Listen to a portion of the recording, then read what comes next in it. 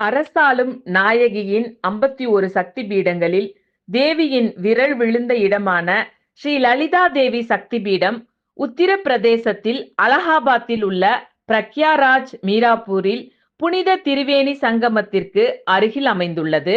பண்டைய காலங்களில் பிரக்யாராஜ் கௌசாம்பி என்று அழைக்கப்பட்டது. காவல் பைரவராக பைரவ் பவ அருள் பாலிக்கின்றார். பிரக்யாராஜில் உள்ள லலிதா தேவி கோவில் புராண ரீதியாக மட்டுமல்லாமல் வரலாற்று ரீதியாகவும் மதிக்கப்படுகிறது.